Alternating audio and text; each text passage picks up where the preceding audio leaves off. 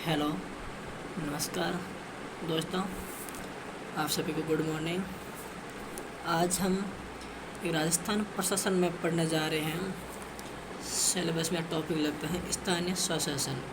Rajasthan police paper आ रहे हैं और सेकंड ग्रेड, तो उसमें एक टॉपिक लगता है स्थानीय स्वशासन। तो आज हम इसके बारे में थोड़ी बात करने वाले हैं कि स्थानीय स्वशासन क्या होता है, इसकी शुरुआत भारत में कब होती हैं, किसने की थी, इसका जिक्र कौन से अनुच्छेद में मिलता है और इसका क्या कार्य है और राजस्थान में इसका क्या संबंध है और इसकी शुरुआत देखते हैं। तो सर्वप्रथम मिलता है लॉर्ड रिपन। लॉर्ड रिपन को भारत में स्थानीय स्वशासन का जनक बोला जाता है, यानी कि पिता। अगर लॉर्ड रिपन देखें तो ये एक अंग्रेज़ गवर्नर था। इन्होंने सर्वप्रथम 1882 में स्थानीय स्वशासन को मजबूती का एक प्रस्ताव रखा था और इस प्रस्ताव को स्थानीय स्वशासन का मैग्ना कार्टा भी कहा जाता है। तो इस पॉइंट को अपन नोट डाउन करते हैं कि स्थानीय स्वशासन के प्रस्ताव को मैग्ना कार्टा कहा जाता है। और स्थानीय स्वशासन ये एक राज्य सूची का विषय है। जैसे संघ सूची होती है, उसमें केंद्र सरकार का भी होता है और राज्य सरकार का भी, और यह है राज्य सूची का, यानी कि राज्य में जो चाहे वो कर सकती हैं। और अनुच्छेद 40 में इसका उल्लेख मिलता है, और उल्लेख मिलने का मतलब जो पंचायतें होती है ना, वो अनुच्छेद 40 में, और 40 में और राज्यों के अनुसार, यानी कि राज्य जो चाहे ना वो पंचायत कर सकते हैं। और 1922 में सामुदायिक विकास कार्यक्रम तथा 1953 में राष्ट्रीय सविस्तार योजना जैसे कार्यक्रम लागू किए गए। यानी कि यह कार्यक्रम 1952 और 53 में लागू करने का मेन मकसद था कि जो स्वशासन है, यानी कि लोकतंत्र है, डेमोक्रेसी, जो विस्तार से गांव तक जानी चाहिए। यानी कि जो एक सेंटर की गवर्नमेंट केंद्रीकरण है, तो केंद्रीकरण सत्ता होती है ना, वो पूरे भारत में एक व्यक्ति नहीं चला सकते हैं। इसके लिए सत्ता का विकेंद्रीकरण होना जरूरी है। विकेंद्रीकरण बोले तो हर किसी एक व्यक्ति पर अपना भार या जिम्मेवारी आनी ज़रूरी है। जैसे अब राज्यों में मुख्यमंत्री हैं, एक राज्य का एक मुख्यमंत्री पूरे राज्य को नहीं संभाल सकते हैं।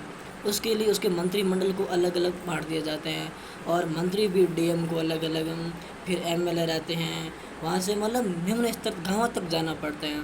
और इसीलिए गाँवों तक पहुँचाने की योजना को स्थानीय स्वशासन कहते हैं, और इसीलिए यह लाया गया था। और फिर आता है कि जो 1952 और 53 में सामुदायिक विकास कार्यक्रम जैसे योजना आई थी, और इस योजनाओं को जांच के लिए 1957 में बलवंत राय मेहता, जी हाँ आप सही सुन रहे हैं, बलवंत राय मेहता के अध्यक्षता में एक कमेटी गठित की गई और इसकी जांच करने के लिए बोला गया था कि क्या यह दोनों समितियाँ बनाई थी 1952 और 53 में, क्या सही है, इसके रिजल्ट क्या हो सकते हैं। इसकी जाँच के लिए बलवंत राय मेहता की समिति ने बढ़ाया। और अब बलवंत राय मेहता समिति क्या सिफारिश करती हैं, देखते हैं। मेहता समिति की सिफारिश पर 2 अक्टूबर 1959 यानी कि 1959 में भारत में पहली बार पंडित नेहरू द्वारा राजस्थान के नागौर जिले के बगदरी गांव, राजस्थान में एक नागौर जिला है, वहाँ के बगदरी गांव है, बगदरी गांव में पंचायत राज संस्थाओं का उद्घाटन किया गया। मैंने बोला ना, पंचायत राज, पंचायत तक गाँवों में विकास पहुंचा है। एक भारत में केंद्रीय सत्ता के होते हुए सेंटर से सीधा स्टेट गवर्नमेंट, स्टेट से पंचायत, पंचायत से ग्राम तक आना, यानी कि सत्ता का विकेंद्रीकरण है। विकेंद्रीकरण मतलब है कि जो आम लोग होते हैं उनको भी इसका मालूम पड़ना चाहिए, पूरा फायदा मिलना चाहिए, इसलिए यह काम। और नोट, बलवंत राय मेहता ने ही लोकतांत्रिक विकेंद्रीकरण शब्द दिया है। पहले तो केंद्रीकरण था, अब बलवंत राय मेहता ने बताया कि लोकतंत्र का विकेंद्रीकरण भी होना चाहिए। इस कारण से मेहता, बलवंत राय मेहता या मेहता को विकेंद्रीकरण का जनक कहा जाता है। ठीक है ना। अब आते हैं आगे कि 1978 में मोरारजी देसाई की सरकार द्वारा अशोक मेहता की अध्यक्षता में गठित समिति ने पहली बार पंचायत राज संस्थाओं को संवैधानिक दर्जा दिए जाने की सिफारिश की। अब बलवंत राय मेहता ने अपनी सिफारिश रख दी थी, जो भी कमेटी थी उन्होंने जो रिजल्ट लाए वो गवर्नमेंट के सामने रख दिए। अब आती है 1978 में मोरारजी देसाई की सरकार, और मोरारजी देसाई ने इस सिफारिश को और संवैधानिक दर्जा दिया है। फिर नोट 1986 में राजीव गांधी की सरकार द्वारा लक्ष्मण सिंघवी, दो समितियाँ बनती हैं, एक बलवंत राय मेहता की बन गई है। अब लक्ष्मी मल सिंघवी की अध्यक्षता में एक अन्य समिति का गठन किया जाता है।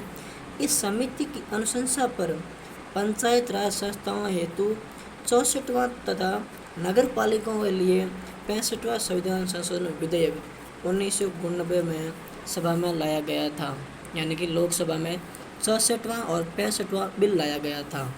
ठीक है ना। अब देखते हैं कि इस बिल में क्या होता है। अब पढ़ते हैं 73वां संविधान संशोधन अधिनियम 1992। यह 24 अप्रैल 1993 को यह संविधान संशोधन लागू हुआ। इस कारण से 24 अप्रैल को पंचायत राज दिवस मनाया जाता है। और इसकी विशेषताएं देखते हैं। संवैधानिक दर्जा, इसके द्वारा संविधान में 243 से 243 ओ अनुच्छेद तक नए जोड़े गए थे, और इसके द्वारा संविधान में 11वीं अनुसूची तथा भाग 9 जोड़ा गया है।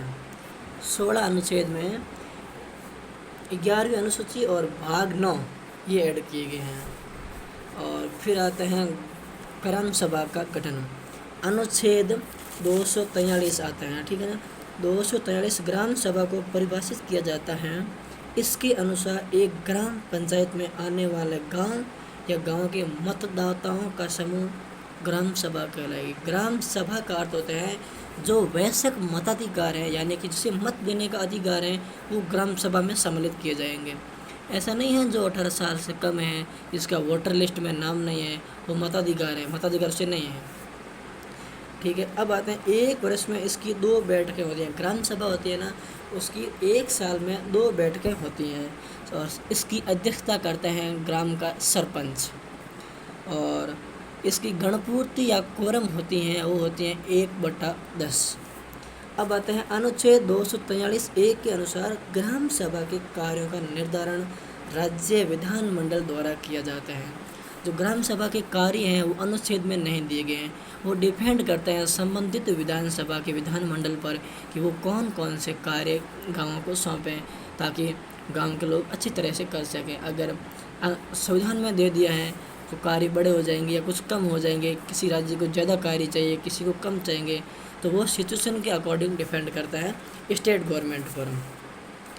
अब आता है इसके 3 स्तर बनाए गए हैं। एक गांव स्तर पर ग्राम पंचायत, खंड स्तर पर पंचायत समिति और जिला स्तर पर जिला परिषद होती हैं। और जिन राज्य की संख्या 20 लाख से कम है, यानी कि जनसंख्या, वह मध्य स्तर की स्थापना करना अनिवार्य है। यानी कि बीच में एक और पॉइंट ला सकते हैं, मध्य स्तर उसकी। अब गांव होते हैं, गांव में ग्राम पंचायत का मुख्य होता है, वो होते हैं सरपंच, और इसके सहायक काम करने के लिए उप सरपंच भी होते हैं। ठीक है ना। और अब इनको अगला पॉइंट देखें तो आरक्षण, यानी कि रिजर्वेशन इसको क्या मिला हुआ है। SC ST को जनसंख्या के आधार पर आरक्षण दिए गए हैं, और महिलाओं के लिए 1/3 आरक्षण अलग से दिया गए हैं। और OBC के आरक्षण की जिम्मेवारी हैं वो विधानमंडल पर डिपेंड करती हैं कि OBC को आरक्षण देना है या नहीं देना है। नोट पूरे राज्यों में सेम नहीं हो सकते हैं। तो मध्य प्रदेश पहला राज्य है जहाँ पंचायत राज संस्थाओं में 1/2 यानी कि 50% आरक्षण का प्रावधान किया गया है। और 110वें संविधान संशोधन विधेयक द्वारा पंचायत राज संस्था में महिला आरक्षण को 1/3 से बढ़ाकर 1/2 कर दिया, यानी कि महिलाओं को 50% तक मध्य प्रदेश ने आरक्षण दिया है। ठीक है ना। अब आरक्षण की बात हो गई है, तो अब पंचायत राज में योग्यता भी होनी चाहिए ना। कौन व्यक्ति सरपंच बन सकते हैं, जिला परिषद बन सकते हैं, जिला प्रमुख बन सकते हैं, प्रधान बन सकते हैं, उप प्रधान बन सकते हैं, उसके लिए एक निश्चित योग्यता होती हैं। तो ये योग्यताएं अनुच्छेद 243(f) में बताए गए हैं कि उम्मीदवार की न्यूनतम आयु 21 वर्ष होनी चाहिए, और शेष योग्यताओं के निर्धारण की जिम्मेवारी राज्य विधानमंडल पर डिपेंड करती हैं कि उसका एजुकेशन क्या होगा। और 1900 जो बच्चे लागू होते हैं कि 2 बच्चे वो भी हैं, वो शेष विधानमंडल पर डिपेंड करता है कि वो कौन से लागू करें और कौन से न लागू करें। अगर अब आरक्षण भी मिल गए हैं और योग्यता भी हो गई तो अब इसका कार्यकाल, इसकी अवधि भी निश्चित हो गई है ना। ऐसा नहीं है कि वे 10 साल 20 साल 2 साल रह सकते हैं। तो इसकी अवधि कार्यकाल 243 के अनुसार इन संस्थाओं का कार्यकाल 5 वर्ष का होता है। नोट ध्यान रखना, 243 में स्पष्ट उल्लेखित है कि निर्धारित कार्यकाल से पूर्व स्थान रिक्त होने पर नए चुनाव 6 माह में किए जाने अनिवार्य हैं। ठीक है ना। और एक और ध्यान रखना, यह 5 वर्ष की अवधि इनकी पहली बैठक से मानी जाएगी। ऐसा नहीं है कि चुनाव पूरे होते ही सरपंच का या जिला प्रमुख का इलेक्शन से बाद में 5 साल कार्यकाल प्रारंभ हो जाता है, नहीं है। यानी कि जब पहली बैठक होती है तो उसमें शपथ दिलाई जाती है और उसी के बाद में इनका कार्यकाल पूर्ण रूप से शुरू माना जाता है। अब इनका कार्य, अनुच्छेद 243 जी के तहत इन संस्थाओं के लिए 29 कार्य निर्धारित किए गए हैं। कितने? 29 कार्य इनके द्वारा निर्धारित किए गए हैं। तो अब देखते हैं, और इन 29 कार्यों का उल्लेख हमारे 11वीं अनुसूची में है। और इन 29 कार्यों में से कितने कार्य इन संस्थाओं को दिए जाएं, इसकी जिम्मेवारी भी राज्य की विधानमंडल ही करती है। नोट, राजस्थान में 23 कार्य इन संस्थाओं को वर्तमान में दिए गए हैं। वैसे 29 कार्य हैं, लेकिन राजस्थान की विधानमंडल ने 23 कार्य इनको करने के लिए दिए गए हैं कि यह कार्य आपको करने हैं। और अब कार्य दे दिए गए हैं तो कार्य करने के लिए पैसा भी चाहिए ना। इस पैसों के लिए एक वित्त आयोग का गठन होता है ना। तो पॉइंट नंबर 1, अनुच्छेद 243 आई तथा नगर पालिका वाली अनुच्छेद 243 वाई के द्वारा राज्य स्तर पर राज्य वित्त आयोग की स्थापना का प्रावधान किया गया है। यानी कि एक केंद्र का भी वित्त आयोग होता है और राज्य का वित्त आयोग, यानी अलग अलग कार्य करने के लिए पैसा भी चाहिए ना। सबसे बड़ा आयोग भी ये वित्त आयोग होता है। इसके बिना गवर्नमेंट नहीं चल सकती हैं, क्योंकि इकोनॉमिक्स को सुधारना है तो वित्त का होना ज़रूरी है। और राज्यपाल इसका गठन करते हैं। जो राज्य वित्त आयोग है इसका गठन राज्यपाल करते हैं। इसकी सदस्य संख्या संविधान में निर्धारित नहीं है। ये आयोग पंचायत राज संस्थाओं तथा नगर पालिकाओं को वित्तीय अनुदान राज्य की संचित निधि से उनके भाग का निर्धारण, इन संस्थाओं की मजबूती हेतु सुझाव देने तथा राज्यपाल द्वारा अन्य कार्यों को करता है। यानी कि यह वित्त आयोग है, यह लगभग राज्यपाल पर डिपेंड करता है कि राज्यपाल संचित निधि से कितना धन कब दें। नोट, राजस्थान का पहला वित्त आयोग 1995 में के.सी. गोयल की अध्यक्षता में गठित किया गया या गठित हुआ था। अब आते हैं, अब ये सब हो गए तो इसके चुनाव भी जरूरी है ना। आगे पढ़ते हैं, राज्य निर्वाचन आयोग का गठन। राज्य निर्वाचन आयोग अनुच्छेद 243 के में इसका उल्लेख है। ठीक है ना। राज्य निर्वाचन आयोग का उल्लेख 243 के में दिया गया है। अनुच्छेद 243 के तहत यह एक सदस्यीय आयोग है। राज्य निर्वाचन आयोग इसका पद नाम है। वास्तविक नाम तो सदस्य आयोग है, और लेकिन यह इसका पद नाम है। पद नाम आप समझते हो, जैसे उपनाम हो सकते हैं, उसे बोला जाता है पद नाम। ठीक है ना। और अब आगे पढ़ते हैं और इस चुनाव आयोग के बारे में क्या क्या महत्वपूर्ण बातें मिलती हैं। और राज्य निर्वाचन आयुक्त की नियुक्ति संबंधित राज्य का राज्यपाल करता है। ठीक है ना। नेक्स्ट पॉइंट, संविधान में इनकी योग्यताओं का उल्लेख नहीं है। जो निर्वाचन आयोग होता है ना, इसका संविधान में उल्लेख नहीं है। भारतीय प्रशासनिक सेवा का अधिकारी, अब नाम आपने सुना ही होगा, भारतीय प्रशासनिक सेवा, इंडियन एडमिनिस्ट्रेशन सर्विस यानी कि IAS, इस पद पर नियुक्त किया जाता है। यानी कि जो सबसे बड़ी भारत की पोस्ट होती हैं वो IAS की होती हैं। वो व्यक्ति जो योग्यता प्राप्त हैं वो राज्य निर्वाचन आयोग का बन सकता है। कार्यकाल संविधान में निर्धारित नहीं है।